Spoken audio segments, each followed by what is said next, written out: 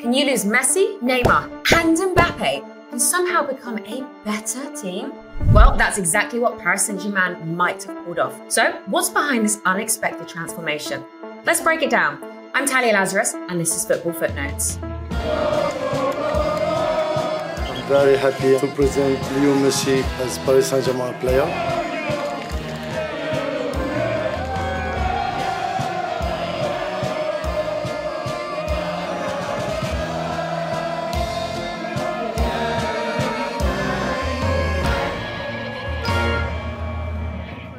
PSG's modern story kicks off in 2011 with the Qatari Takeover. Backed by a massive budget, their goal was simple: become a European powerhouse. But to understand how far they've come, let's rewind just a little bit.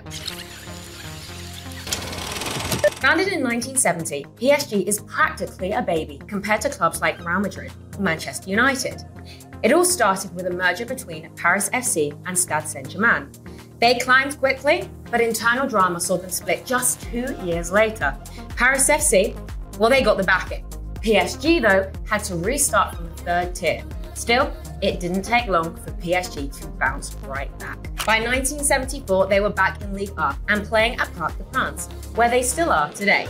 They won their first Ligue 1 title in 1986 and had a solid domestic run in the early 90s after being bought by Canal+.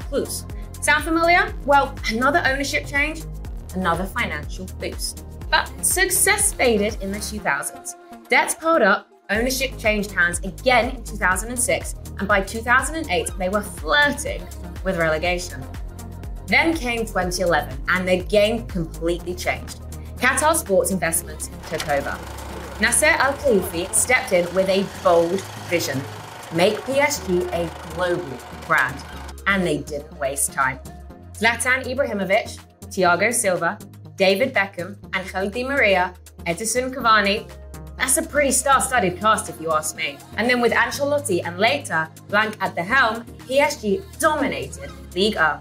4 straight titles from 2013 to 2016. But domestic dominance, that wasn't enough. The Champions League, now that's the real goal. In 2017, PSG made the biggest splash in transfer history, signing Neymar and Mbappe. It didn't stop there, because in 2021, then came Messi. I'm very happy to present Messi as Paris Saint-Germain player. A dream team on paper, right? But the reality? Was a different story. Year after year, round of 16 heartbreaks, Barcelona's infamous 6-1 comeback, Madrid's late flurry. It felt like a curse. Managers, well, they came and went. We had Emery, Tuchel, Pochettino, Galtier, and even with all that star power, they couldn't quite crack Europe. So now let's fast forward to 2023. Messi and Neymar leave, and then a year later, Mbappe follows. The PSG superstar era comes to an end. So what now? Now, okay, this is when things get pretty interesting. Al-Khelaifi says, the team, now that's our star. And just like that, a new identity begins. PSG strategy shifted. Less flash, more future. Still spending big, yeah, but spending smart. Young talents like Barcola, Dembele, and Vitinha now lead the charge.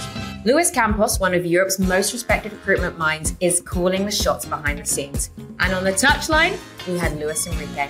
The ex-Barcelona and Spain manager has shaped PSG into a team once again. There's no single superstar, there are no egos, there is just collective energy, pressing, and purpose. And guess what? They're actually better. They're balanced, dangerous, and they're fun to watch.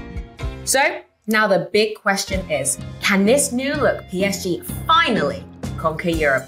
They traded Galacticos for grip, hype for harmony, superstars for system, and it just might work. So now let's hear from our French football expert, Djibril Diop, on PSG's evolution. So this season has been very satisfying in many regards because a lot of young players have grown, have shown promise, have shown that they are willing to fight for the badge. And maybe that was missing with all those star players coming into the club and maybe feeling a bit entitled. So it's now a new project. Fans are fully behind it. The club is now in a fresh direction with Ousmane Dembélé as the star player.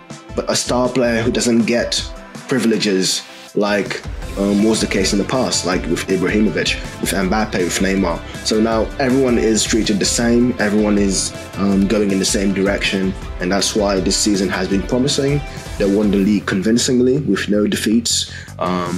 They are in the final of the French Cup, and they are in the semi-finals of the Champions League. So there's a real possibility here that PSG could win all the trophies available to them.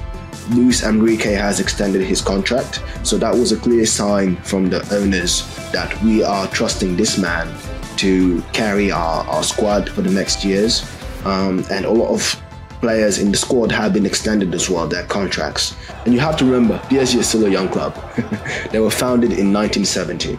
So everything they do is in the context of growing and growing and growing. They're never going to have the history of a Real Madrid or Liverpool or Man United because it's a young club, but they can put themselves in position to be successful for the next decades, and that's what's most important. So what do you think about this new PSG era? Are they finally on the right track, or will history repeat itself?